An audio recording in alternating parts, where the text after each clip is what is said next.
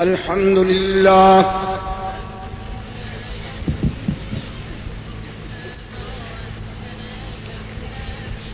الحمد لله وحده والصلاة والسلام على من لا نبي بعده وعلى آله وأصحابه الذين أوفوا عهده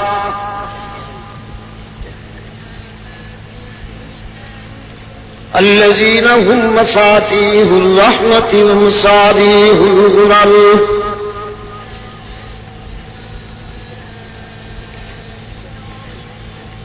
أعوذ بالله من الشيطان الرجيم بسم الله الرحمن الرحيم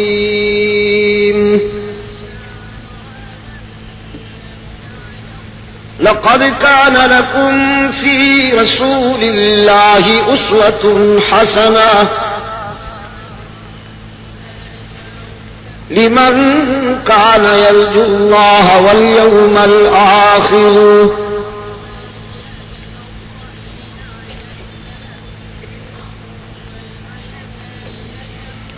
ألم تر أن الفلك تجري في البحر بنعمة الله ليريكم من آياته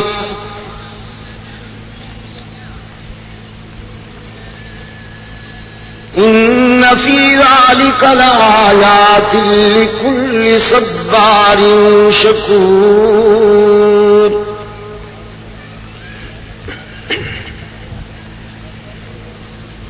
فإذا غشيهم موج كالظلل دعوا الله مخلصين له الدين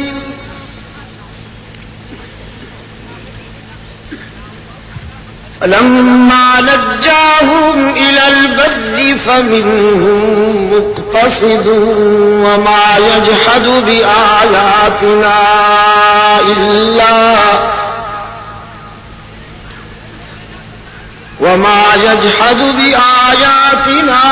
إلا كل ختار كفور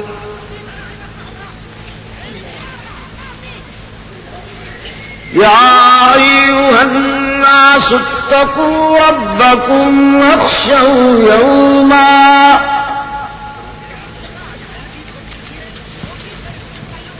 لا يجزي والد عن ولده ولا مولود هو جاز عن والده شيئا إن وعد الله حق فلا تغرنكم الحياة الدنيا ولا يغرنكم بالله الغرور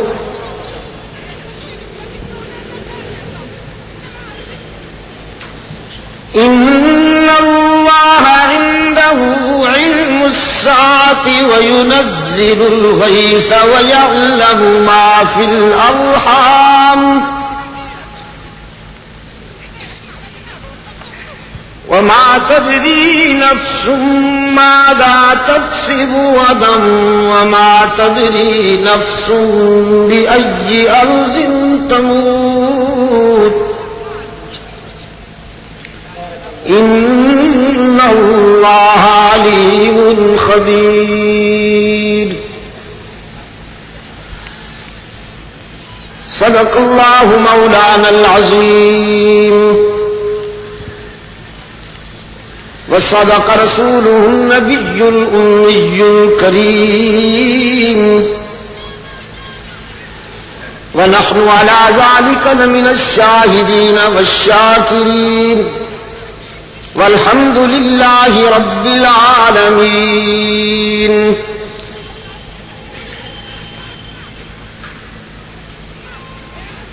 صدر اجلاس حضرات علماء کرام،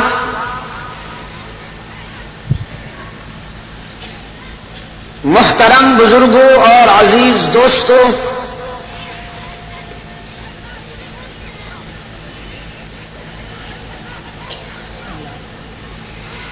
آج 25 نومبر 1985 ہم یہاں میمن سوسائٹی کراچی میں سیرت امام الانبیاء کانفرنس کے 5ویں اجلاس میں دعوت و تبلیغ کی نسبت سے جمع ہیں۔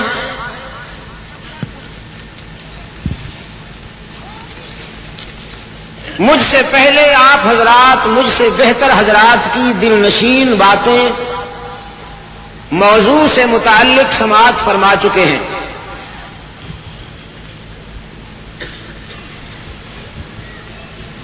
پھر وہی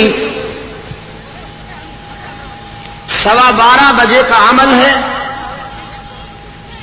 اور میرے درد دل کا آغاز ہے۔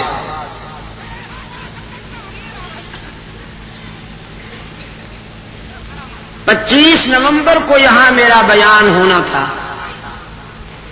لیکن بعض وجوہ کے پیش نظر اب 26 نومبر کو میری گفتگو شروع ہو رہی۔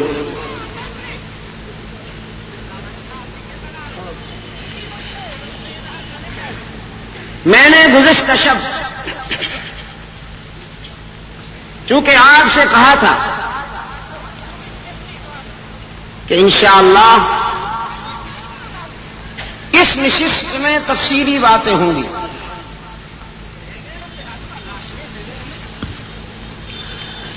اتنی بڑی تعداد میں آپ حضرات کا تشریف لانا،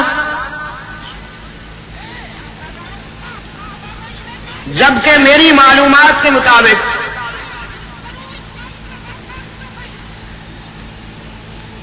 آپ کو بہت ساری رکاوٹوں کا سامنا کرنا پڑا۔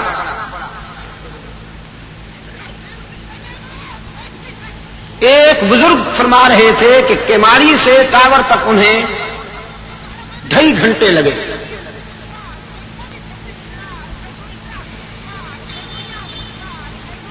لیکن ان تمام رکاوٹوں کے باوجود رات کے 12:15 بج رہے ہیں اور میرے سامنے ہزاروں انسانوں کا یہ اجتماع جو تھکا ہوا نہیں، بحمد اللہ تعالی تر و تازہ اور پرجوش بیٹھا ہے۔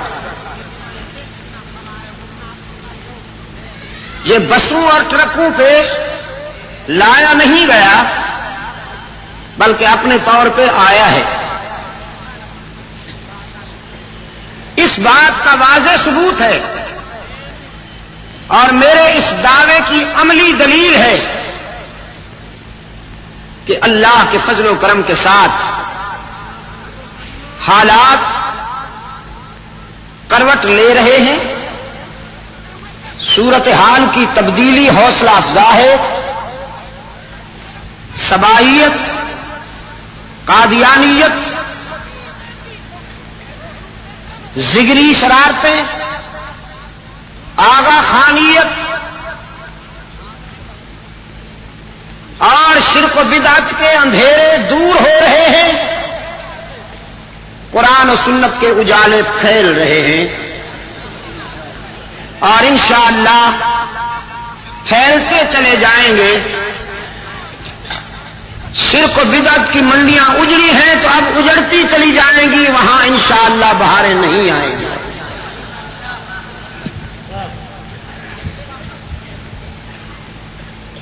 اب آپ میں سے بہت سارے دوست ایسے بھی ہیں کہ جو رات کی گفتگو میں یہاں شامل نہیں تھے، جو گزشتہ شب تشریف لائے انہیں تو یہ معلوم ہے کہ سلسلہ کلام کہاں چھوڑا گیا تھا، ہم وہیں سے آغاز کرتے ہیں۔ لیکن جو دوست کل نہیں تشریف لائے آج آئے ہیں، ان کے لیے میں چند تمہیدی کلمات آج بھی عرض کر دیتا ہوں تاکہ گفتگو کا ربط قائم رہے۔ قرآن نے کہا عادلانہ زندگی گزارنے کے لیے، منصفانہ زندگی گزارنے کے لیے اللہ کے رسول کے اسوہ حسنہ میں تمہارے لیے بہترین رہنمائی موجود ہے۔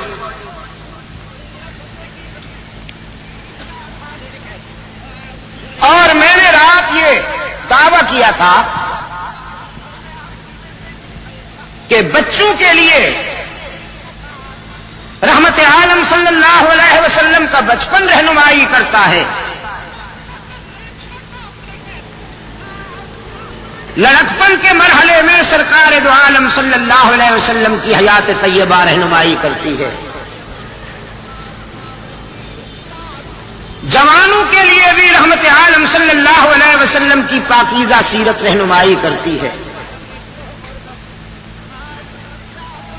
تاجر حضرات کے لیے بھی سرکار دو عالم صلی اللہ علیہ وسلم کی حیات طیبہ میں معیار عدل موجود ہے،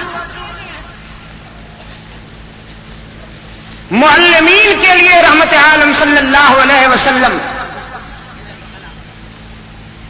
بہترین نمونہ ہیں، ججز حضرات کے لیے، قاضیوں کے لیے میرے آقا کی سیرت رہنمائی کرتی ہے۔ یہ روشنی کا ایسا مینار ہے کہ اسے جس پہلو سے دیکھیے تابانی ہی تابانی نظر آتی ہے، درخشانی ہی درخشانی نظر آتی ہے۔ گزشتہ شب کی گفتگو میں نے آپ کے سامنے سرکار دو عالم صلی اللہ علیہ وسلم کی بچپن، لڑکپن اور جوانی کی حیات طیبہ سے کچھ گوشے عرض کیے اور یہ کہا تھا کہ مکہ والوں نے رحمت عالم صلی اللہ علیہ وسلم کے استفسار پر یہ جب کہا کہ ہم نے آپ کو جب بھی آزمایا سچا پایا، تو اس میں کوئی مبالغہ نہیں تھا، سراسر حقیقت پسندی کار فرما تھی۔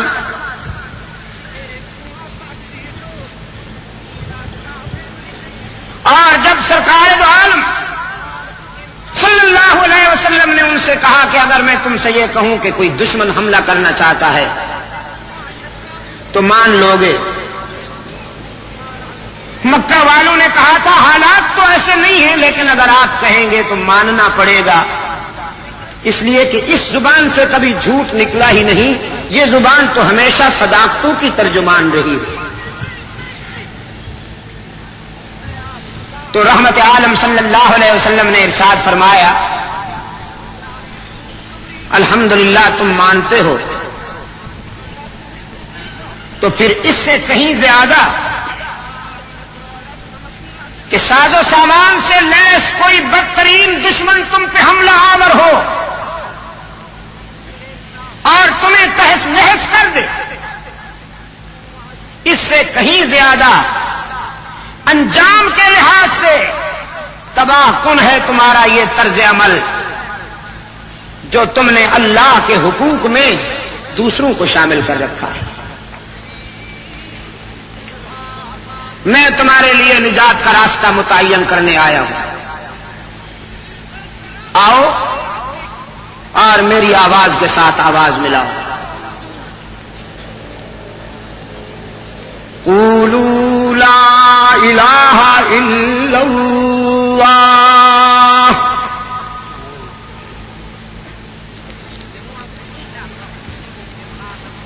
فلاح و نجات کے لیے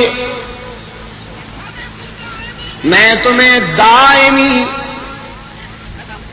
راحتوں اور مسرتوں سے بھرپور راستہ بتاتا ہوں،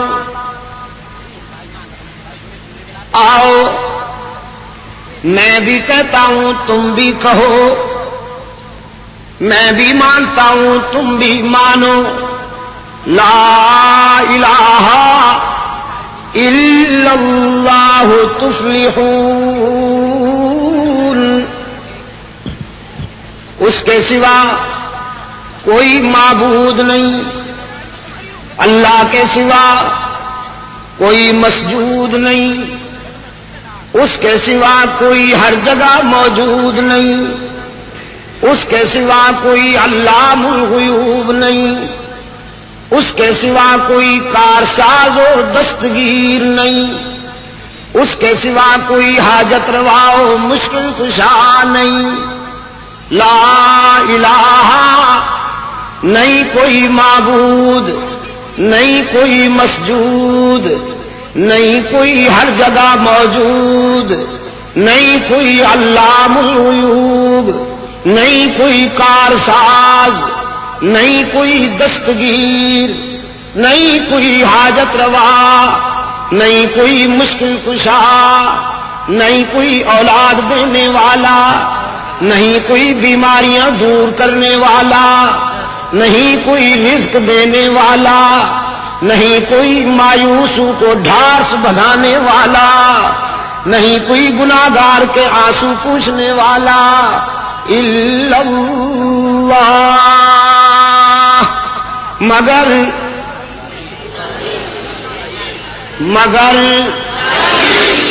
الا اللہ، مگر اللہ ہی۔ مکہ والے رحمت عالم صلی اللہ علیہ وسلم کی بات سن کر کہنے لگے ہم تو اللہ کو مانتے ہیں، آپ نے تو ایسی بات کہہ دی جیسے ہم اللہ کو مانتے ہی نہیں۔ آپ دیکھتے نہیں ہم دین ابراہیمی کے نام لیوا ہیں، بیت اللہ کا طواف بھی کرتے ہیں، سجدے بھی کرتے ہیں، قیام بھی کرتے ہیں، نکاح بھی ہوتے ہیں، طلاقیں بھی ہوتی ہیں، عورتیں عدت میں بھی بیٹھتے ہیں۔ ہم تو دین ابراہیمی کے نام لیوا ہیں، عبداللہ کے یتیم۔ کیا ہم اللہ کو مانتے نہیں؟ ہم تو اللہ کے نام کی چیزیں بھی تقسیم کرتے ہیں۔ قرآن اطلاع دیتا ہے وَجَعَلُوا لِلَّهِ مِمَّا ذَرَعَ مِنَ الْحَرْثِ وَالْأَنْعَامِ نَصِيبًا،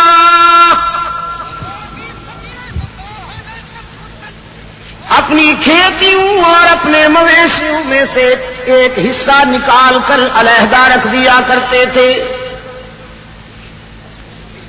اور کچھ حصے نکال کر علیحدہ رکھ دیا کرتے تھے۔ فَقَالُوا هَذَا لِلَّهِ وَهَذَا لِشُرَكَائِنَا، پھر کہتے تھے یہ رب کے لیے، یہ سب کے لیے، یہ رب کے لیے اور یہ سب کے لیے، کیونکہ یہ بھی اللہ کے پیارے ہیں۔ رب العالمین کو یہ تقسیم اتنی ناپسند آئی، حق تعالی نے فرمایا بِزَعْمِهِمْ فَقَالُوا هَذَا لِلَّهِ بِزَعْمِهِمْ، یہ ان کے خیال میں تقسیم موضوع ہوگی، لیکن جس عبادت میں دوسروں کا نام شامل ہو جائے ہم اسے کبھی قبول نہیں کرتے۔ یہ جو انہوں نے ہمارے لیے حصہ نکالا ہے ہم یہ بھی ان کے منہ پہ مارتے ہیں، یہ تقسیم ہمیں گوارا نہیں۔ کراچی کے دوستو، بعض معاملات ایسے ہوتے ہیں کہ جہاں دوسرے کا نام برداشت نہیں ہوتا، لیکن بعض لوگ جو فریڈم کے حامی ہیں وہ کہتے ہیں فریڈم ہونا چاہیے، آزادی ہونی چاہیے۔ میں ان کو سمجھانے کے لیے عرض کیا کرتا ہوں آپ کو نظر ثانی کرنی پڑے گی اپنے نقطۂ نظر پر، ورنہ پچھتائیں گے آپ۔ انسان بھی بعض معاملات میں دوسرے کا نام نام برداشت نہیں کرتا، چاہے وہ اس کا کتنا ہی پیارا کیوں نہ ہو۔ نکاح کے وقت قاضی جب کسی خاتون سے پوچھے کہ ہم نے تیرا نکاح فلاں ابن فلاں سے بعوض اتنا حق مہر کیا ہے، تجھے قبول ہے؟ اور وہ خاتون جواب میں کہے ہاں یہ بھی قبول ہے، اس کا پیارا بھائی بھی قبول ہے، اس کا پیارا چچا بھی قبول ہے، اس کا پیارا ماموں بھی قبول ہے، یہ بھی منظور ہے، اس کے سارے پیارے بھی منظور ہیں۔ کراچی کے دوستو، میرا دعویٰ ہے کہ شاید کوئی شخص اس جنس کو بیوی بنا کر گھر نہیں لائے گا۔ یہ انسان کی غیرت کی بات ہے۔ وہ اپنے حق کے ازدواجیت میں اپنے کسی پیارے کو برداشت نہیں کرتا، تو رب العالمین جو ساری کائنات سے زیادہ غیور ہے، وہ اپنے حق کے عبادت میں کسی پیارے کو کیسے برداشت کرے گا؟ عبادت میں اللہ کے ساتھ کسی اس کے پیارے کو شریک کرنا نجات کا راستہ نہیں، ہلاکت کا راستہ ہے۔ اور مکہ والے جو بھٹک گئے، صرف مکہ والے نہیں، حضرت نوح علیہ السلام کے زمانے سے انسانی فکر جب پٹڑی سے اترا ہے، تو یہی کہ انہوں نے اللہ کے پیاروں کو اللہ کے حقوق میں شریک کر دیا۔ قرآن پاک نے فرمایا وَمِنَ النَّاسِ مَن يَتَّخِذُ مِن دُونِ اللَّهِ أَندَادًا يُحِبُّونَهُمْ كَحُبِّ اللَّهِ،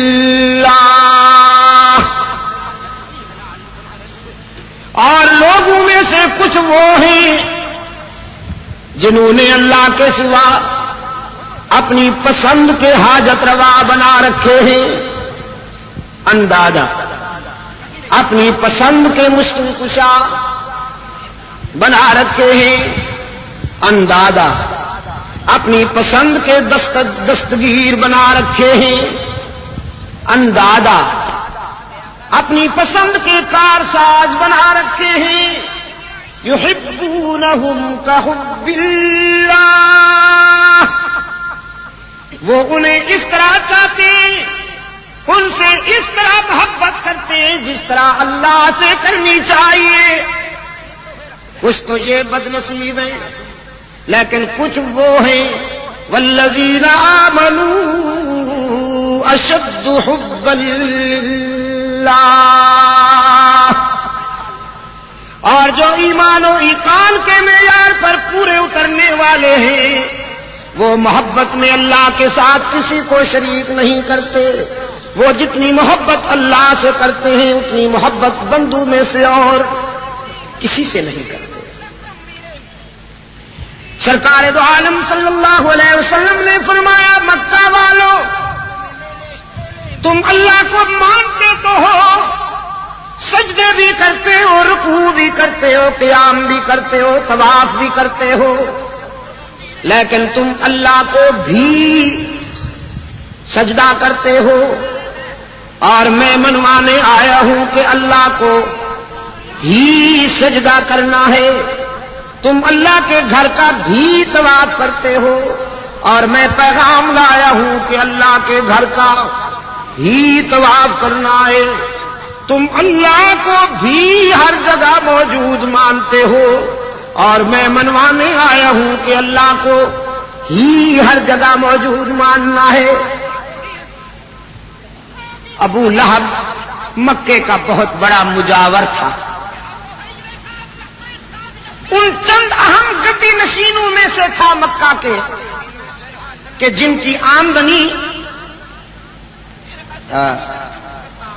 قابل غور تھی، بھرپور آمدنی تھی۔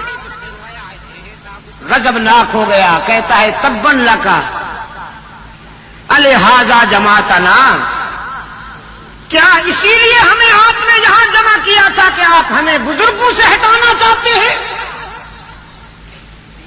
ہم سے آپ آباء و اجداد کے آستانے چھڑانا چاہتے ہیں؟ یہ اللہ کے پیارے، یہ اللہ کے پیارے، ہم کوئی ان کو معبود حقیقی تو نہیں سمجھتے، معبود حقیقی تو وہی ہے، لیکن یہ ہمارے سفارشی ہیں۔ ما نعبدہم الا لیقربونا الی اللہ، یہ ہمارے سفارشی ہیں، اللہ کے چونکہ بہت قریب ہیں، ہماری سنتا نہیں، ان کی ٹھکراتا نہیں، ہماری ان کے آگے، ان کی اللہ کے آگے، چونکہ زینے کے بغیر آدمی مکان پہ بھی نہیں چڑھ سکتا، چپراسی کے بغیر افسر تک رسائی نہیں ہوتی، تو یہ ہمارے گویا زینہ ہے، اللہ تک پہنچنے کے لیے زینہ ہے۔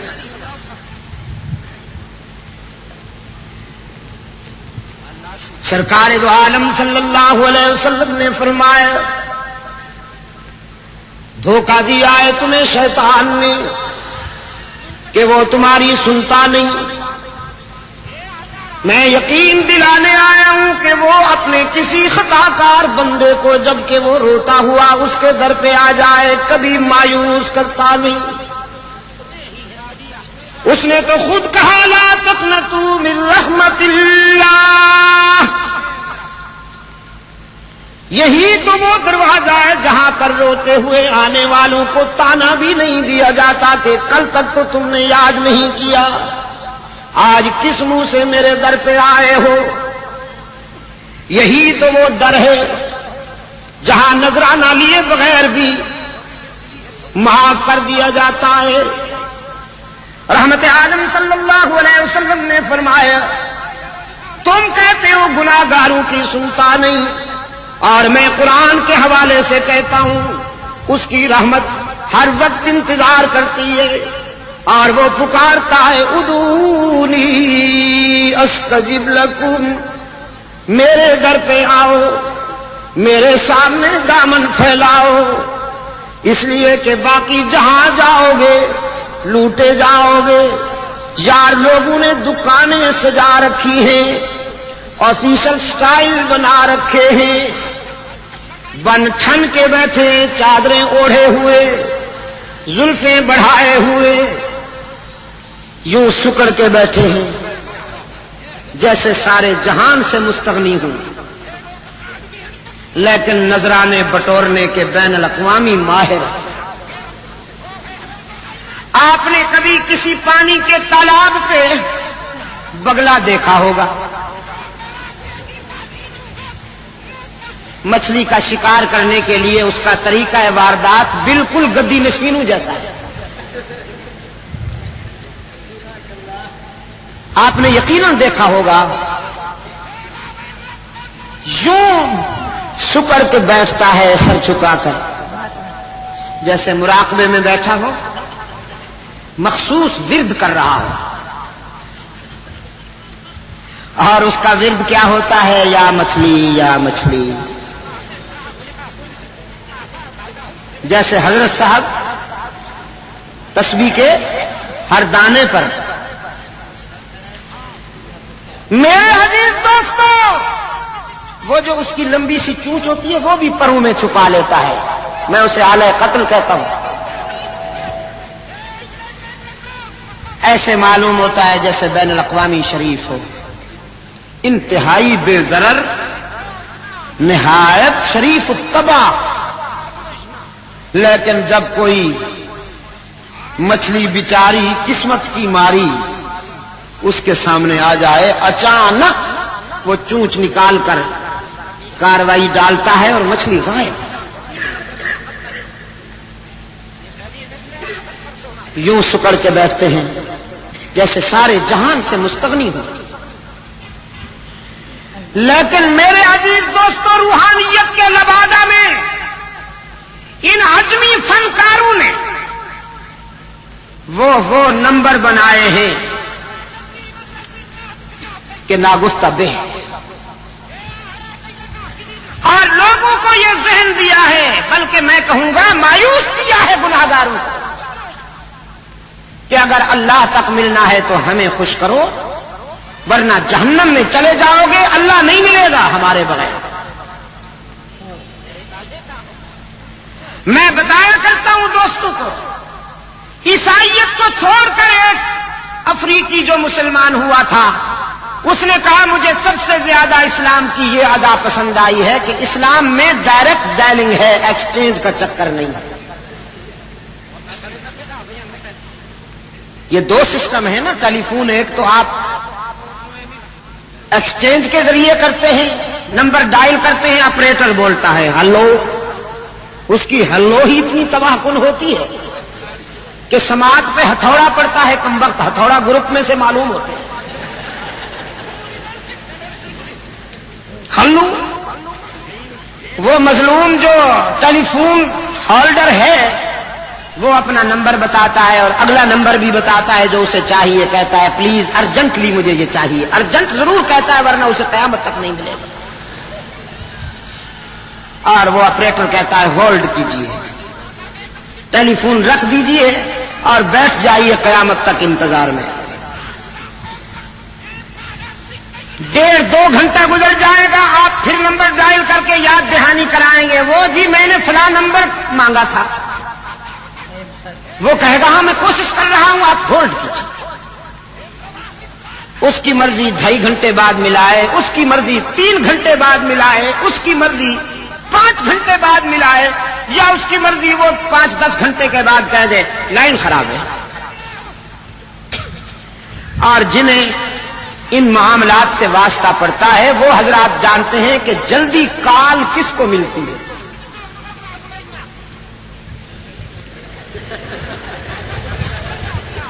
جو آپریٹر کو، اگر کوئی آپریٹر دوست بیٹھے ہیں تو ناراض نہ ہوں،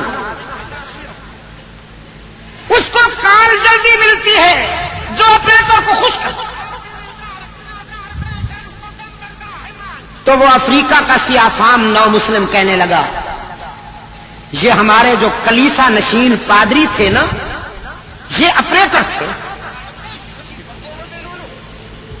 ہم ان کے پاس جاتے تھے اور وہ کہتے تھے دیکھو تم گناہگار ہو، تمہاری سنتا نہیں اور ہماری ٹھکراتا نہیں، تم ہمیں خوش کرو ہم اسے راضی کریں گے۔ اقبال نے اس لیے کہا بڑے دکھ کے ساتھ،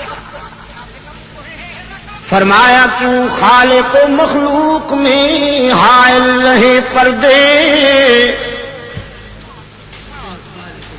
کیوں خالق و مخلوق میں حائل رہے پردے، پیران کلیسا کو کلیسا سے اٹھا دو۔ مایوس کیا ہے انہوں نے اللہ کے بندوں کو،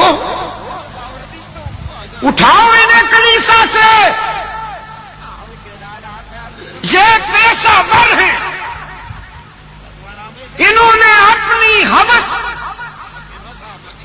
اور منفعت کے حصول کے لیے بندگان خدا کو مایوس کر دیا ہے، اللہ سے رابطہ توڑ دیا ہے۔ اور میں اس دوسرے مصرے میں ترمیم کیا کرتا ہوں، اقبال نے تو کہا پیران کلیسا کو کلیسا سے اٹھا دو، میں نے کہا قبروں سے بزرگوں کی مجاور کو بھگا دو۔ یہ بھی تو آپریٹر بنے ہوئے ہیں نہیں؟ یہ بھی کہتے ہیں کچھ لے کر آؤ گے تو کچھ لے کر جاؤ گے، خالی ہاتھ آؤ گے تو خالی ہاتھ جاؤ گے۔ رب العالمین کے در رحمت سے ہر وقت صدا آتی ہے کچھ نہ لے کر آؤ سب کچھ لے کر جاؤ، خالی ہاتھ آؤ دامن بھر کے جاؤ۔ سرکار دو عالم صلی اللہ علیہ وسلم نے فرمایا میں تمہیں یقین دہانی کرانے کے لیے آیا ہوں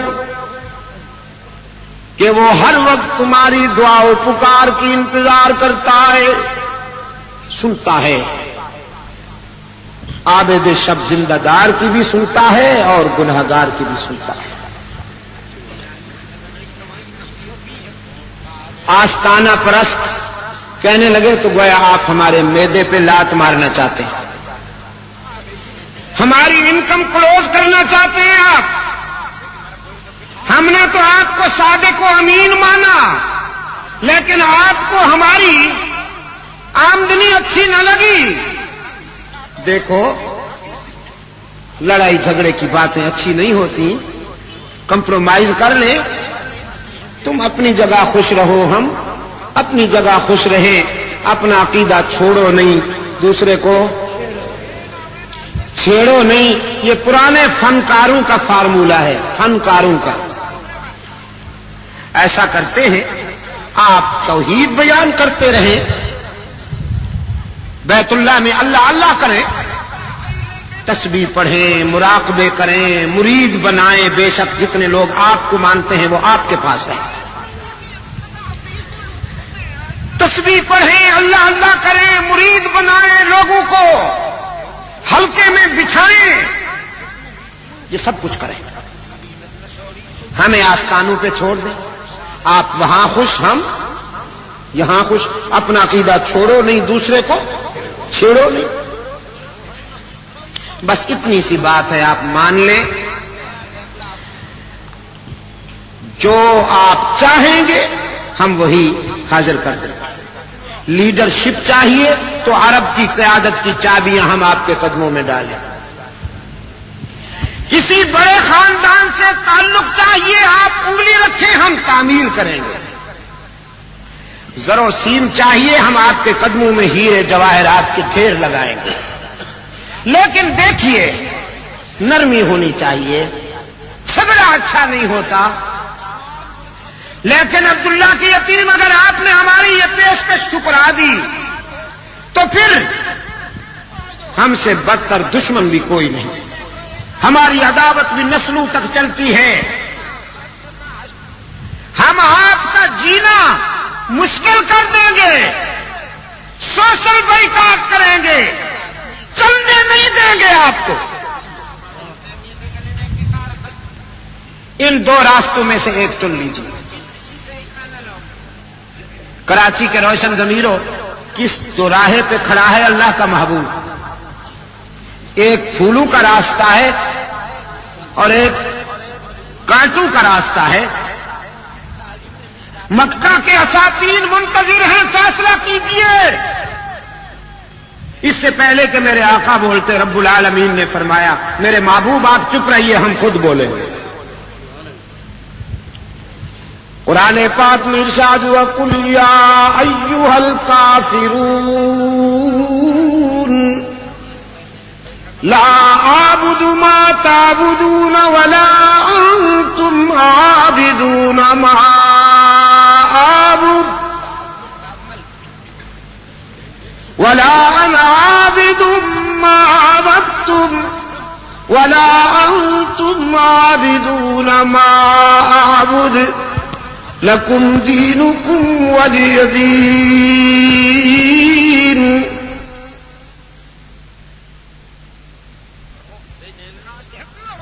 اے کفر کے بیماروں, ناممکن ہے کہ میں تاریکیوں کو گوارا کر لوں, ناممکن ہے کہ میں اندھیروں سے مصالحت کر لوں, ناممکن ہے کہ میں ناحق کو حق مان لوں, ناممکن ہے کہ میں عبادت میں اللہ کے ساتھ کسی اور کو گوارا کر لوں. افغیر اللہ تأمرونی اعبد ایھا الجاہلون. کراچی کے دوستو, چند ایک مقامات ہیں قرآن کریم میں جہاں کفار کو براہ راست کافر کہا گیا ہے یا جاہلوں کو براہ راست جاہل کہا گیا ہے. او جاہلو, او کافرو, چند ایک. ورنہ قرآن کریم کا اسلوب یہ نہیں ہے, بڑا حکیمانہ اسلوب ہے. کہیں اولئکا، کہیں الذین، کہیں ہم، کنایوں سے کام لیا. لیکن یہ مقام ایسا تھا جب جلال خدا بندی متلاطم. یہاں براہ راست کافروں کو کافر کہا گیا.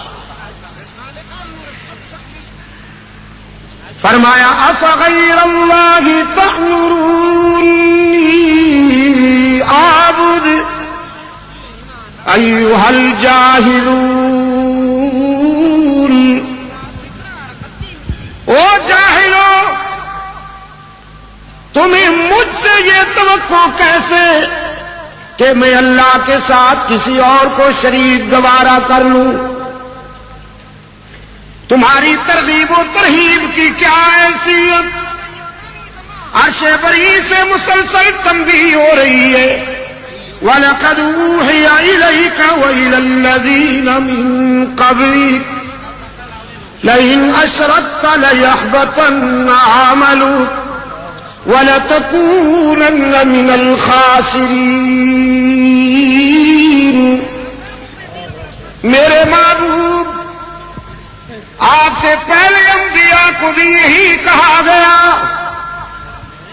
ہم آپ سے بھی یہی کہتے ہیں کہ اگر آپ نے بھی میرے حق میں کسی اور کو شریک گوارا کر لیا تو میرا محبوب ہونے کے باوجود آپ بھی میری ناراضگی سے نہیں بچ سکیں گے.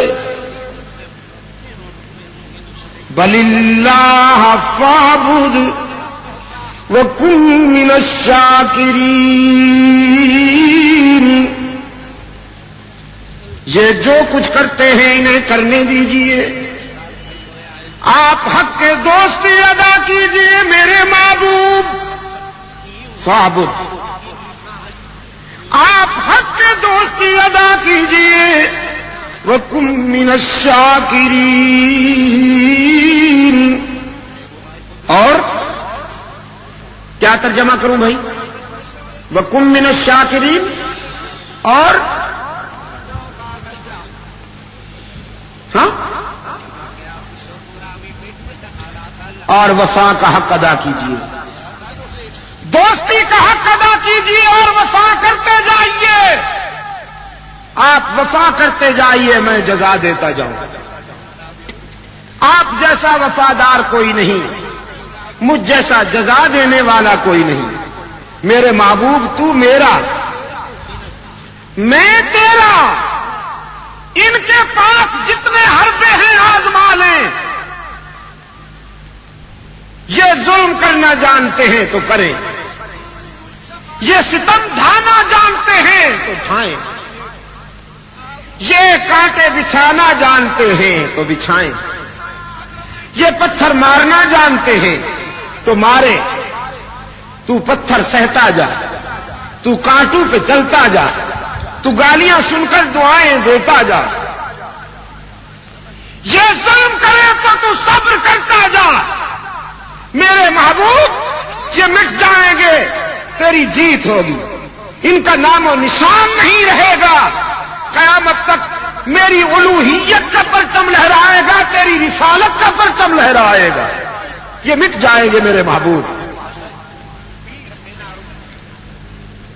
کراچی کے روشن ضمیروں، قرآن کریم جیسا کہ میں نے کل عرض کیا تھا، سیرت کی سب سے بڑی کتاب ہے قرآن کریم.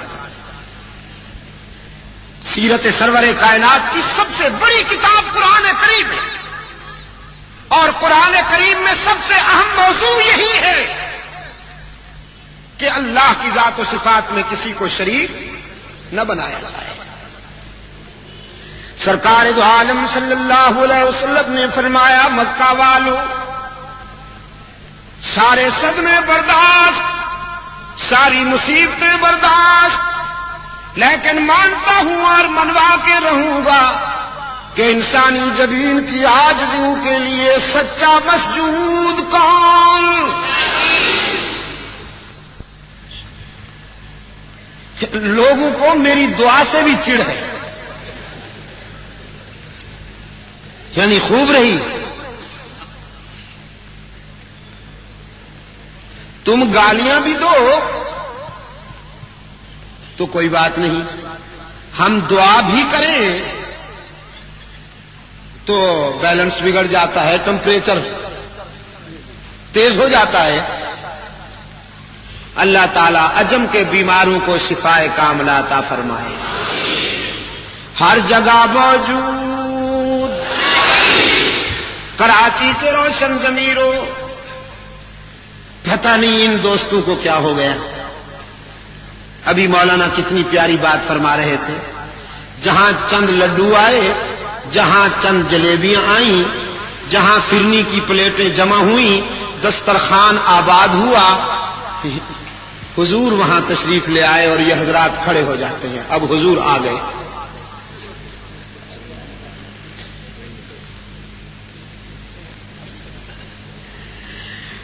آج بہت سارے دوست کچھ ایسے ہیں جو شاید پہلے میری بات یہ نہ سنی ہوں انہوں نے، میں ان کی اطلاع کے لیے عرض کرتا ہوں۔ ہمارے یہاں ایک پاکستان کے مولانا وہاں مسجد نبوی میں پکڑے گئے۔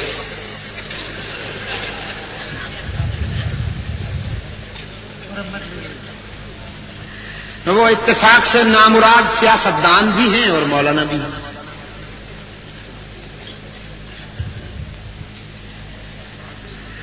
ہم گزشتہ فروری میں عمرے پر گئے ہوئے تھے، ہم دونوں بھائی عمرے پر ہم نے سفر کیا۔ یہاں پر کچھ ہونے والا تھا پاکستان میں تو ہم نے کہا بھی چلو، سلامتی کا راستہ وہی ہے۔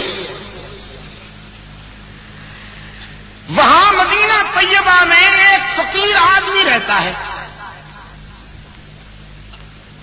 امیر علی قریشی اس کا نام ہے، لیکن تقیہ کلام ہے اس کا استغفر اللہ۔ اتنی تکرار کے ساتھ استغفر اللہ کہتا ہے کہ لوگوں نے اس کا نام ہی حکیم استغفر اللہ رکھ دیا۔ امیر علی قریشی کے نام سے انہیں اب کوئی نہیں جانتا، حکیم استغفر اللہ کے نام سے سب جانتے ہیں۔ لوگوں کی کیا بات ہے، لوگوں کی کیا بات ہے۔ پشاور والوں نے ہمارے ایک مجاہد مولانا بڑے قادر الکلام خطیب ہیں پشتوں کے، مجلس تحفظ حقوق اہل سنت و جماعت کے صدر ہیں پشاور کے مولانا، نام ان کا امیر محمد ہے، محمد امیر۔ اتنا حسین خطیب ہے پشتوں کا کہ اللہ انہیں سلامت رکھے۔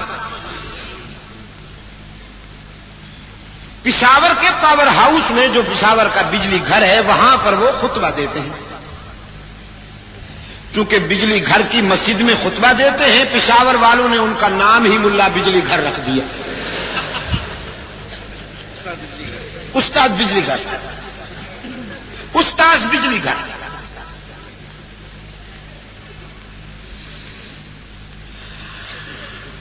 آپ جائیے وہاں کسی سے پوچھئے ہم نے حضرت مولانا محمد امیر صاحب سے ملنا ہے، تو ایک دوسرے کی طرف دیکھیں گے۔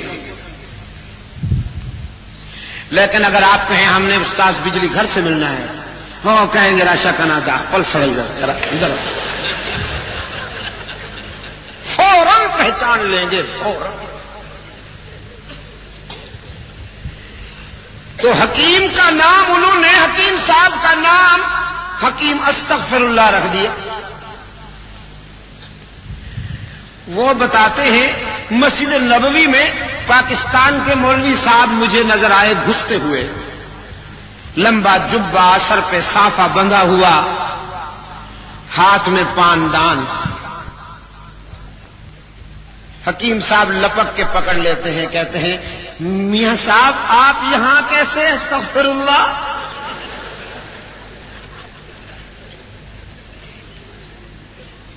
مولانا نے فرمایا میں حضور کی زیارت کے لیے آیا ہوں، حضور کی زیارت کے لیے آیا ہوں۔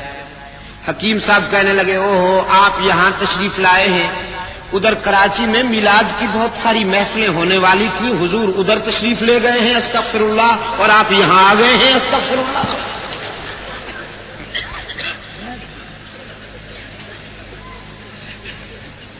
مولانا کی ایسی سٹی گم ہوئی، چکرا کے کہنے لگے نہیں میں تو یہاں حضور کی زیارت کے لیے آیا ہوں۔ حکیم صاحب نے کامیاب گھیراؤ کیا، کہنے لگا تکلف برطرف، تمہارا عقیدہ ہے جہاں دسترخوان پر رونق ہوا تم کھڑے ہو جاتے ہو اور کہتے ہو حضور بھی آ گئے ہیں، ادب میں کھڑے ہو جاؤ، تو حضور وہاں کراچی میں محفلوں میں میلاد کی شرکت کے لیے تشریف لے گئے ہوئے تھے، استغفر اللہ، اور آپ یہاں آ گئے ہیں، استغفر اللہ۔ ایسا گھیراؤ کیا کہ پولیس آ گئی، اور سعودی عربیہ کی پولیس کو اللہ سلامت رکھے، آہستہ آرام آمین کہہ رہے ہیں، وہ ذرا سخت ہیں مزاج کے ذرا سخت ہیں، اور ان کے مزاج کی سختی میں بھی بڑی حکمت ہے عزیز دوست۔ اقبال کہتا ہے کانٹوں میں شوخی اور چبھن نہ ہو تو پھولوں کی حفاظت نہیں کر سکتے، تمیز خار و گل سے آشکارا نسیم صبح کی روشن ضمیری، حفاظت پھول کی ممکن نہیں ہے اگر کانٹوں میں ہو خوئے حریری۔ اگر کانٹے ریشم کے بن جائیں تو پھولوں کی حفاظت نہیں کر سکتے، کانٹوں میں شوخی ضروری ہے تاکہ اگر کوئی پھول توڑنے کے لیے ہاتھ بڑھائے تو زخمی ہو کے جائے۔ سعودی عربیہ کی پولیس بھی مزاج کی سختی رکھتی ہے، اگر وہ مزاج میں سختی نہ رکھتے تو آج یہاں سے جانے والے جو اپنے ساتھ جراثیم لے جاتے ہیں نہ معلوم وہاں کا نقشہ کیا ہوتا، کوئی کہیں جھنڈیاں لگا کے بیٹھا ہوتا، کوئی کہیں جھنڈیاں لگا کے بیٹھا ہوتا، کسی کا کوئی ٹائٹل ہوتا، کسی کا کوئی ٹائٹل ہوتا، اور پتہ نہیں کتنے آستانے وہاں آباد ہوتے۔ لیکن اللہ کے فضل و کرم کے ساتھ سعودی عربیہ اللہ جب آپ کو لے جائے تو دیکھیے گا وہاں کوئی آستانہ نہیں ملے گا، آپ کو کہیں کوئی جھنڈیاں ونڈیاں نظر نہیں آئیں گی، ایک اللہ کا گھر نظر آئے گا اور دوسرا رحمت للعالمین کا در نظر آئے گا، بس۔ اب یار لوگ ڈیمانڈ کر رہے ہیں کہ مکہ اور مدینہ کو اوپن سٹی قرار دیا جائے، کھلا شہر قرار دیا جائے۔ پتہ ہے یہ کیوں؟ اصل میں ہوا یہ کہ جب پولیس آ گئی اور ان کو تفصیلات معلوم ہوئی، انہوں نے میاں صاحب کو سرکاری گاڑی میں بٹھایا، تیز رفتاری کے ساتھ جدہ آئے، جو فلائٹ اویلیبل تھی اس میں بورڈنگ کارڈ لے کر بٹھایا فلائٹ میں، وہیں فلائٹ میں ہی انہوں نے پاسپورٹ پہ خروج لگایا اور جدہ کی امیگریشن سے کہا اب قیامت آ جائے لیکن یہ مولوی پھر کبھی سعودیہ کی سرزمین پہ قدم نہ رکھنے پائے۔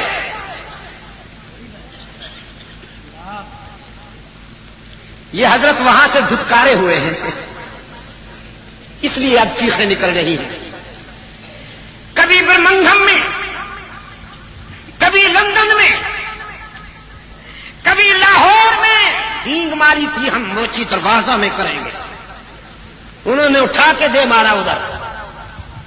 حضرت علی حجویری رحمت اللہ تعالی علیہ کے وہاں جو مسجد ہے کہ وہاں جاؤ، موچی دروازہ میں تم ادھر جاؤ، اور دھمکیاں دی کہ مکہ اور مدینہ کو اوپن سٹی قرار دیا جائے ورنہ ہم راست اقدام کریں گے۔ یا اللہ، راست اقدام کریں گے؟ مولانا ہم تو آج تک یہ مطالبہ کر رہے ہیں حکومت پاکستان سے کہ نام نہاد ربوے کو اوپن سٹی قرار دیا جائے، نام نہاد ربوے کو کھلا شہر قرار دو تاکہ قادیانیوں کے سینوں پر محمد کے غلام قدم رکھیں۔ انہوں نے جو وہ آفیشل سٹیٹ بنا رکھا ہے وہ ختم ہو۔ یہ مطالبہ ہے ہمارا کہ نہیں ہے؟ دور والے حضرات، نام نہاد ربوے کو کھلا شہر قرار دینے کا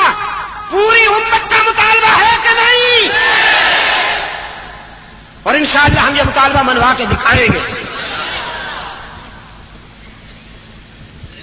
میں یہ بات واضح کر دینا چاہتا ہوں، ہم یہ مطالبہ منوا کے دکھائیں گے. ہم کہہ رہے ہیں کہ رب کو کھلا سیر قرار دو. خدا انہیں توفیق دے کہ یہ ملت اسلامیہ کے اس مطالبے کو قبول کریں، اور اگر نہیں تو انشاءاللہ کراچی اور کوئٹہ اور پشاور سے فرزندان اسلام کے سیلاب چلیں گے، ربوہ تک پہنچیں گے، اور قادیانیت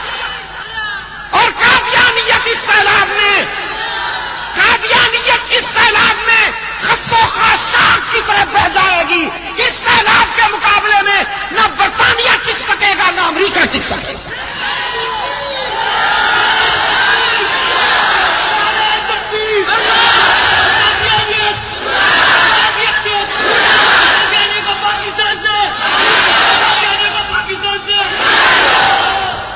اس سلسلے میں سنیے، اس سلسلے میں پچھلے دنوں سینٹرل ایکشن کمیٹی کا اجلاس ہوا تھا، اور اس میں کچھ سنجیدہ باتیں ہوئی. ابھی میں ان کو بیان کرنے کی پوزیشن میں نہیں ہوں، لیکن میں یہ واضح کر دینا چاہتا ہوں. مولانا تو فرما رہے تھے نا کہ قادیانی یہاں سے چلے گئے. نہیں حضرت،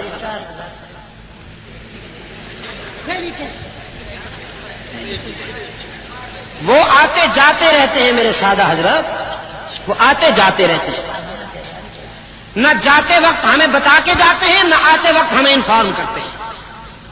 وہ آتے جاتے. چور جو ہوئے وہ کب بتاتے ہیں ہمیں؟ اگر کوئی سبز جھنڈی دکھا کر یہ کہہ رہا ہے کہ پاکستان کی سرزمین سے قادیانیت کا وجود ختم ہو گیا، ہم اس دھوکے میں نہیں آئیں گے. ہمیں معلوم ہے کہ خطرہ کہاں کہاں ہے. الحمدللہ ثم الحمدللہ. ہم اس وقت تک چین سے نہیں بیٹھیں گے جب تک اس سرزمین کو قادیانیت کے ناپاک وجود سے پاک نہیں کر دیا جائے گا. اور مجاہد ختم نبوت اسلم قریشی کا خون رائے گاہ نہیں جانے دیا جائے گا. ہم یہ مطالبہ کر رہے ہیں، اس ڈیمانڈ کو ڈسٹرب کرنے کے لیے، اس مطالبے کو کمزور کرنے کے لیے صہیونی لابی کے اشارے پر یہ مطالبہ اٹھ کھڑا ہوا ہے کہ ربوے کو چھوڑو، مکہ مدینہ کو اوپن سٹی قرار دو، ورنہ ہم ڈائریکٹ ایکشن کریں گے. واہ ڈائریکٹ ایکشن تمہارا! تم دیکھے بھالے ہوئے ہو مولوی جی. شراب کے مٹکے میں چوہا جا پڑا تھا، کسی نے اٹھا کے جو باہر پھینکا، تم پہ کھڑے ہو کے کہنے لگا بلی کہاں ہے؟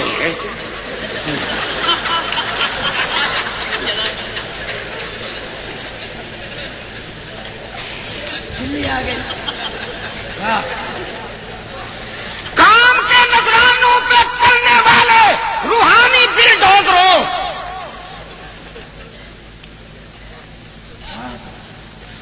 تمہاری یہ بےہودہ دھمکیاں جو تم صہیونی لابی کے اشارے پر صرف سعودی حکمرانوں کو نہیں بلکہ پوری ملت اسلامیہ کو دے رہے ہو، پر ایک کاہ کی بھی حیثیت نہیں رکھتی. انشاءاللہ تم کچھ نہیں بگاڑ سکو گے. حرمین شریفین کی حرمت کا اللہ حافظ ہے، اور حرمین کی حرمت پر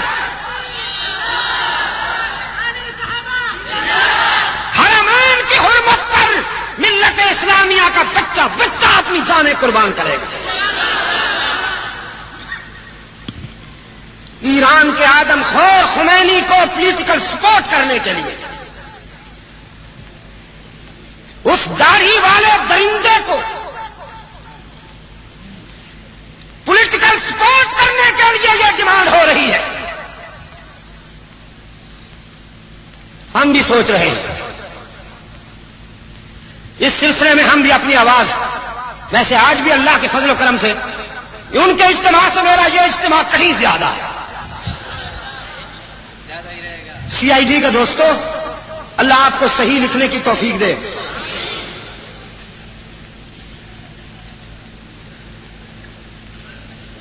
ذرا پہنچائیے اپنے بڑوں تک یہ بات. میں آپ سے پوچھتا ہوں نرم الفاظ میں، حرمین شریفین کی حرمت کے خلاف اس قسم کی جو آوازیں اٹھائی جا رہی ہیں، ایران کے آدم خور کے اشارے پر اور صہیونی لابی کے اشارے پر، ان آوازوں کا نوٹس دینے کے لیے اگر آپ کو پکارا جائے تو آپ تیار ہیں اللہ کے فضل و کرم سے اپنی؟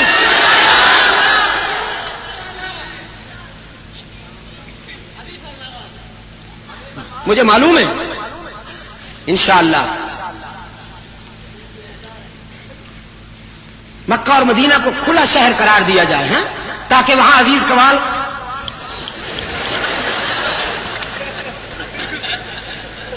یہی چاہتے ہو نا تم، کیونکہ تمہارا سب سے بڑا شیخ الحدیث تو عزیز قوال ہے.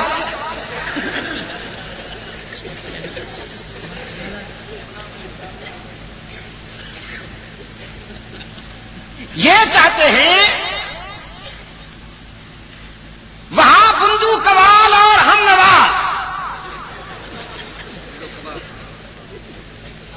ہارمونیم اور ڈھولکی کی تان پر قوالی گائیں اور رحمت للعالمین کی روح کو اذیت پہنچائیں.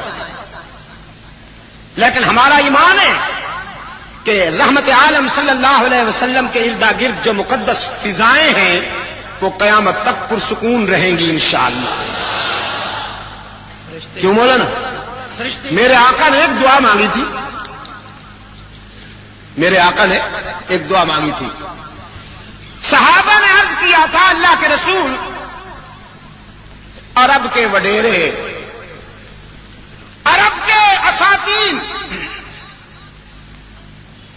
اپنے سامنے رعایا کو جھکاتے ہیں، رعایا انہیں جھک کر تعظیمی سجدہ کرتی ہے، وانت احق ان یسجد لک، تو ہم آپ کا کیوں نہ تعظیماً سجدہ کریں؟ سرکار دو عالم صلی اللہ علیہ وسلم نے اجازت نہ دی. فرمایا میری شریعت میں سجدہ صرف اللہ کے لیے ہوتا ہے، اس کے سوا سجدہ کسی کو نہیں ہوتا. اپنے شاگردوں کو روکا اور اپنے استاذ سے درخواست کی، اپنے شاگردوں کو روکا اور اپنے استاذ سے اللہم لا تجعل قبری وسنا وفی روایت عیدا،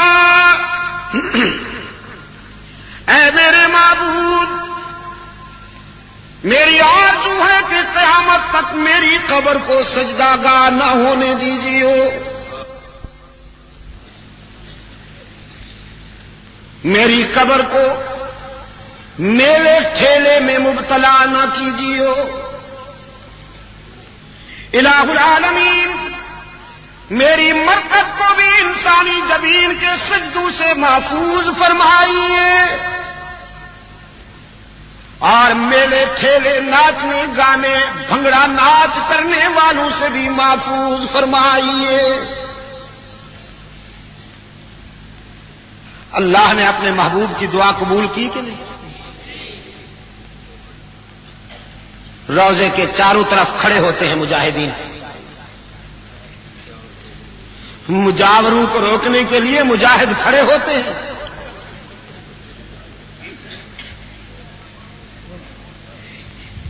ایک میں نے دیکھا ایک صاحب ہوشیاری دکھا رہے تھے، ہوشیاری دکھاتے ہوئے اس نے یہ کیا کہ جب وہ جو وہاں پر کھڑا تھا ایک مجاہد، اس نے ادھر والوں کو ہٹانا چاہا یا کچھ سمجھانا چاہا تو اس نے جلدی سے آگے چومنے کی کوشش کی. اس کی نظر پڑ گئی، اس نے یہاں سے پکڑ کے کہا نہیں یہ نہیں کرنا، اردو جانتا تھا. تو یہ کہنے لگا میں عاشق ہوں، مجھے ایک مرتبہ چومنے دو۔ اس نے کہا عاشق ہو تو حضور کی سنت بھی رکھواؤ نا۔ یہ کیسا عشق ہے جو تجھے رحمت اللہ عالمین صلی اللہ علیہ وسلم کی سنت کو تو نہیں رکھنے دیتا، بس چومنے چاٹنے پر گزارا کرنا چاہتا۔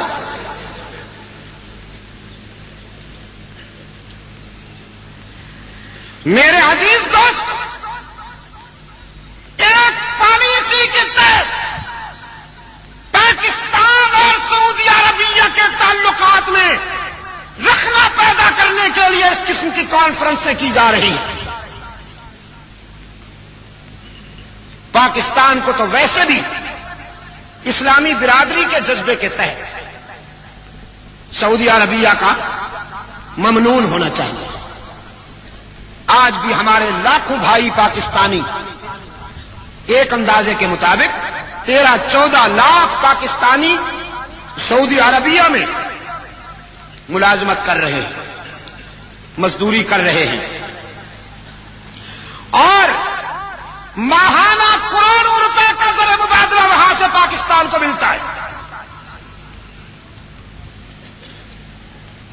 معمولی سی کوئی بات ہو جائے تو بے پناہ تعاون کرتے ہیں وہ ہمارے دینی بھائی، اللہ انہیں سلامت رکھے۔ لیکن ان کی یہ آرزو کہ مسجد نبوی میں قوالی ہو، انشاءاللہ قیامت تک پوری نہیں ہوگی انشاءاللہ۔ ان کی یہ آرزو کہ ہم نے جو اپنا درود و سلام بنایا ہے یہ وہاں پڑھا جائے، قیامت تک نہیں ہوگا۔ آج ہاں مصطفیٰ جان رحمت پہ لاکھوں سلام، یہ ان کا اہم درود و سلام۔ ایک مولوی صاحب قرآن ہاتھ میں لے کر کہتا تھا کہ صحابہ کرام بھی یہی درود و سلام پڑھتے تھے، مصطفیٰ جان رحمت پہ لاکھوں سلام۔ کسی آدمی نے کھڑے ہو کے پوچھا مولانا یہ تو اردو میں ہے، صحابہ کرام کو اردو آتی تھی؟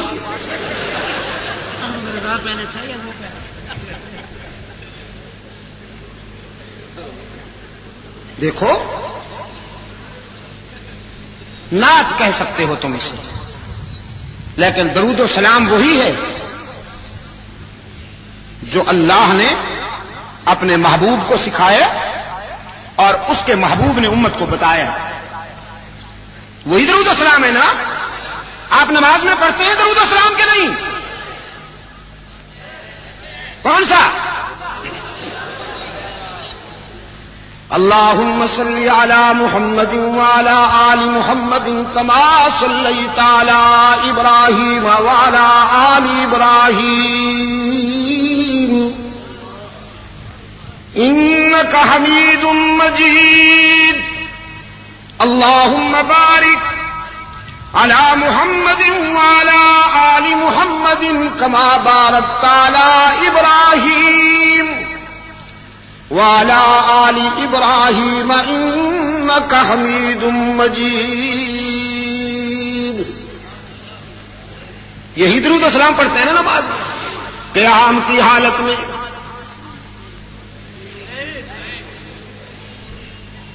درود و سلام پڑھتے وقت قیام ہوتا ہے کہ قعود، اور اگر کوئی قیام میں پڑھ لے تو علماء کہتے ہیں سجدہ سہو کرو، اور سجدہ سہو کے معنی ہے غلطی ہو گئی تھی ازالہ کرو۔ درود و سلام پڑھنا غلطی ہے؟ کراچی کے دوستوں نہیں، درود و سلام پڑھنا غلطی نہیں، قیام میں پڑھنا غلطی کی۔ کیوں؟ میں آپ کے ضمیر کو جج بنا کر یہ بات کہہ رہا ہوں، قیام میں کیوں نہیں پڑھنے کا حکم، رکوع میں پڑھنے کا حکم کیوں نہیں، سجدے میں پڑھنے کا حکم کیوں نہیں؟ اس لیے کہ رکوع عاجزی کی ادا ہے، سجدہ عاجزی کی ادا ہے، اور قیام عاجزی کی ادا ہے۔ عاجزی کی ساری ادائیں اللہ نے نماز میں اپنے لیے مخصوص کر دی۔ فرمایا جب تم قیام میں کھڑے ہو تو میرا ذکر کرو، جب تم رکوع میں ہو تو میری تسبیح کرو، جب تم سجدے میں ہو تو میری تسبیح کرو۔ اور جب تم بیٹھ جاؤ، قعدے میں بیٹھ جاؤ، تو پھر میرے محبوب پہ صلاۃ و سلام بھیجو، اس لیے کہ جب تک درود و سلام نہیں پڑھو گے تمہاری نماز بھی قبول نہیں ہوگی، تمہاری عبادت بھی قبول نہیں ہوگی۔ لیکن قیام میں نہیں، رکوع میں نہیں، سجدے میں نہیں، کہ یہ عاجزی کی ادائیں میرے لیے مخصوص ہیں۔ اور یہ حضرات کیا کہتے ہیں؟ کھڑے ہو جاؤ، حضور آ گئے۔ میں نے کہا مولانا حضور نہیں آ گئے، چلیے بھی آ گئے۔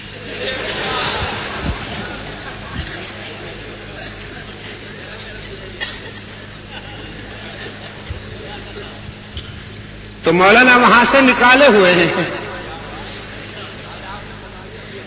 نکلے ہوئے ہیں یا نکالے گئے ہیں؟ ہائے، حاجی ستار نے کیا بات کہہ دی۔ حاجی ستار کہتا ہے، حاجی عبدالستار کہتا ہے کہ حرمین کی لسٹ میں یہ بلیکی ہیں، بلیک لسٹر ہیں۔ اصل میں میرا نقطہ نظر کراچی کے روشن ضمیروں اس سلسلے میں یہ ہے، وہ جسے وہاں چاہے پسند کر لے۔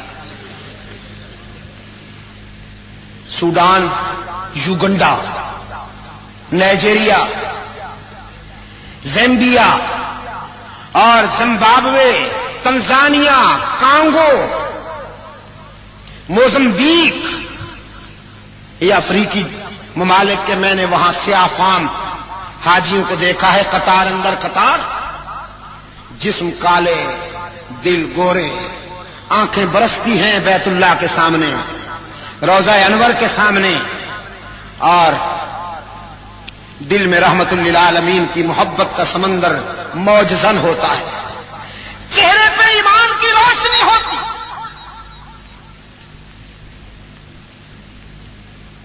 یہ تو خیر انسان ہے۔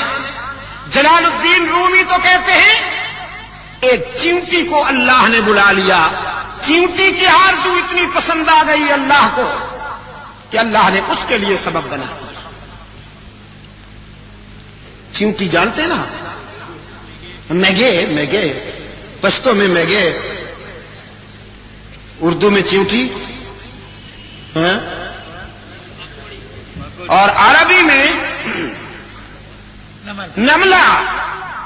نملہ جی، قالت نملتن، چیونٹی۔ حضرت بنوری رحمت اللہ علیہ نے ہم سے یہ پوچھا تھا جلالین شریفین کا درس دیتے ہوئے کہ حضرت سلیمان علیہ الصلوۃ والسلام کے لشکر کی آمد کے موقع پر جس چیونٹی نے اپنی برادری سے کہا تھا ادخلوا مساکنکم، وہ نر تھا یا مادہ تھا؟ یقین فرمائی ہم چکرا گئے۔ تو ایک سرحد کے طالب علم تھے، مجھے اب ان کا نام یاد نہیں ہے، انہوں نے کہا تھا کہ قالت نملتن، چیونٹی تھی، مادہ تھی۔ چیونٹی کے دل میں آرزو پیدا ہوئی کہ بیت اللہ میں جاؤں، مطاف میں گھوموں اور حاجیوں کے پاؤں میں کچلی جاؤں۔ فرمایا بود مورے ہوس داست در کعبہ رسد، بود مورے ہوس داست کے در کعبہ رسد، دست بر پائے کبوتر زد و ناگاہ رسید۔ چیونٹی کے دل میں آرزو پیدا ہوئی بیت اللہ میں جاؤں، مطاف میں گھوموں اور حاجیوں کے پاؤں میں کچلی جاؤں، لیکن ہزاروں میل کے فاصلے، راستے میں جنگل، تپتے ہوئے صحرا، موج زن سمندر اور دریا، یہ ننھی سی جان پہنچے تو کیوں کر رب العالمین کو اپنی اس حقیر مخلوق کی آرزو اتنی پسند آئی کہ ایک کبوتر کو اس کے پاس بٹھائے، اس کے دل میں بات ڈالی چمٹ جائے اس کے پاؤں سے تیری فلائٹ یہی ہے. یہ کبوتر کے پاؤں سے چمٹ گئی. کبوتر اڑا فضاؤں کو چیرتا ہوا صحراؤں جنگلوں سمندروں اور دریاؤں سے گزرتا ہوا سیدھا مکہ پہنچا. مطاف میں اترا. رب العالمین نے چیونٹی کے دل میں بات ڈالی چھوڑ دے اس کا پاؤں تیرے عشق کی منزل آ گئی. کراچی کے دوستو کرم کر دے تو ننھی سی جان چیونٹی کو بلا لیتا ہے. ناراض ہو جائے تو ڈھائی ڈھائی من کے چیونٹے کو بھگا دیتا ہے.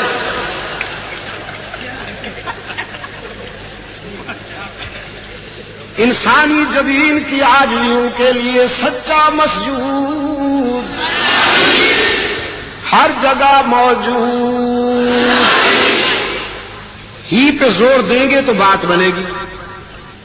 ہر جگہ موجود. یہ آپ کی ہی کی ضرب لگتی ہے نا جب تو شرک و بدعت کے ایوان لرزنے لگتے ہیں. صبح پھر وفد گیا بیٹھا ہوگا. درباریوں کا وفد گیا بیٹھا ہوگا. دیکھو جی وہ آیا پھر ہمیں چیونٹا کہہ گیا. حالانکہ میں نے کسی کو چیونٹا نہیں کہا. میں نے تو چیونٹے کو چیونٹا کہا.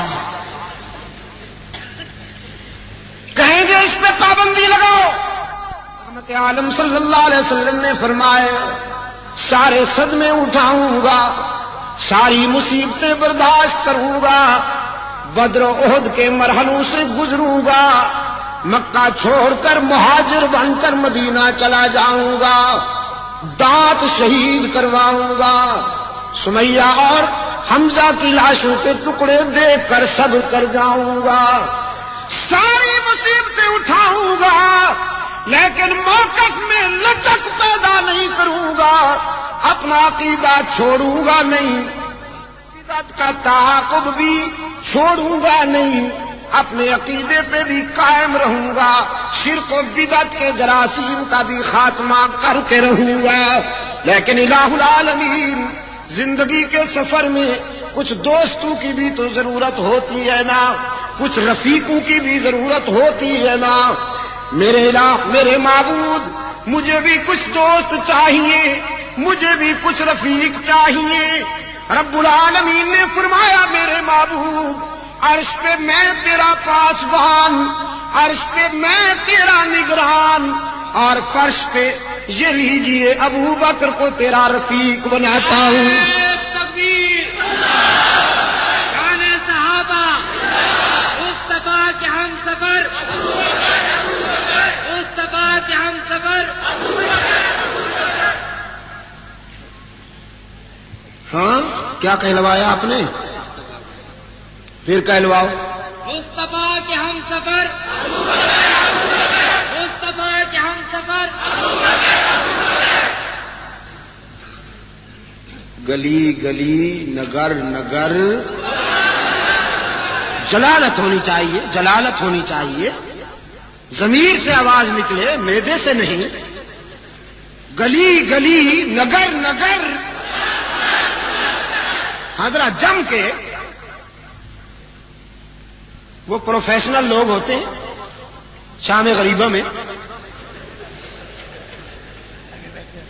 وہ جو آگے بٹھائے جاتے ہیں کرنے کے اکثر گنجے کم وقت قبرستان ماں مانتا کے جذبے میں ڈوب کر اپنے لال کو دعائیں دیتی ہے بیٹا اللہ تجھے عمر دے بیٹا اللہ تجھے عمر دے اس لیے کہ عمر کے بعد قبرستان اور دعوت فکر دیتا ہوں عزیز دوستو جو عمر سے دور ہو گئے وہ جیتے جی قبرستان میں جھنڈیاں لگائے ہوئے بیٹھے ہیں مست قلندر سب کچھ اندر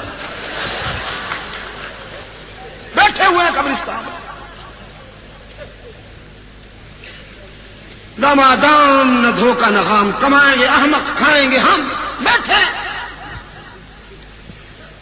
اب یہ میرے ہاتھ میں پرچیاں ہیں بہت ساری، ان میں میرے بہت سارے دوستوں نے مجھے مشورے دیے ہیں کہ شاہ صاحب فلاں فتنے کے خلاف بولیے، فلاں فتنے کے خلاف بولیے، یہاں زگری جو ہیں وہ شرارتیں کر رہے ہیں، اور آغا خان جو ہے وہ پاکستان کو گویا آغا خانی اسٹیٹ بنانے کے لیے سازشیں کر رہا ہے، اور جناب نوجوان نسل کو تباہ کرنے کے لیے جو بد اخلاقی کا ایک طوفان آیا ہوا ہے اس پر بولیے۔ میں میرے عزیز دوستو کس کس فتنے کی بات کروں آپ مجھے یہ بتائیں۔ زیری کے خلاف، قادیانیوں کے خلاف، سبائیوں کے خلاف، خارجیوں کے خلاف، شرک و بدعت کے خلاف کوئی ایک زخم ہے کہ میں مرہم رکھوں؟ میں اس کو کیوں نہ بد نصیب کہوں کہ جس کے دور میں یہ فتنے بڑھ رہے۔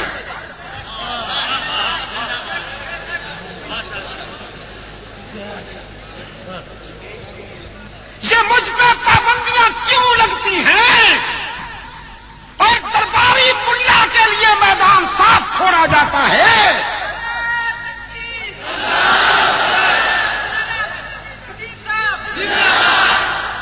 ہاں یہ میرے بیٹے انشاءاللہ مجاہد بنیں گے انشاءاللہ۔ پابندیاں کیوں لگتی ہیں ہم پر؟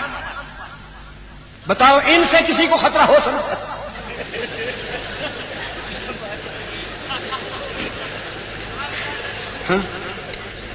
لیکن اللہ نے اس درویش کو بھی جلالت کردار سے نوازا ہے۔ ان کے نام سے بھی بیمار لرزتے ہیں کہ نہیں؟ ہم پہ کیوں پابندیاں لگتی ہیں؟ اس لیے کہ ہم ہر فتنے کی نشاندہی کرتے ہیں، یہ ہمارا فرض ہے،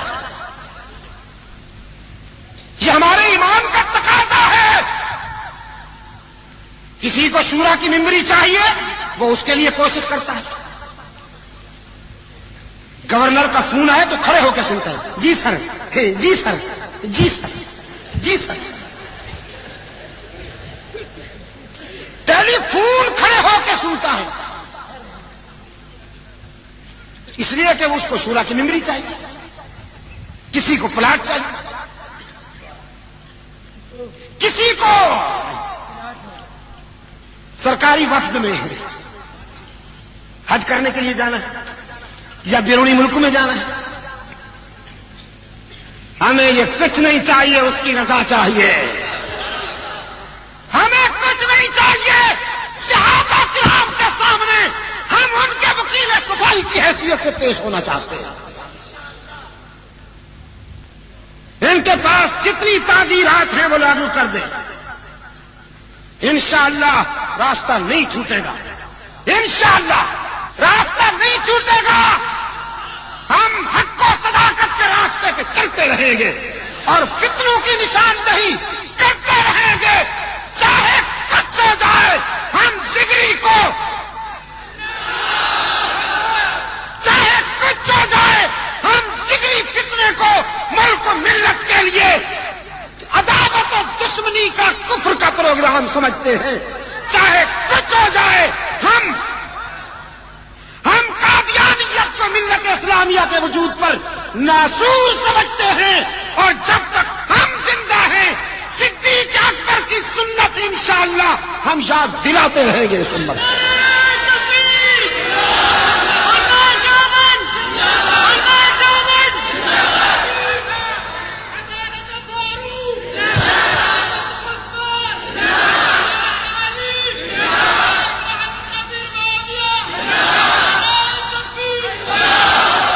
جزاک اللہ۔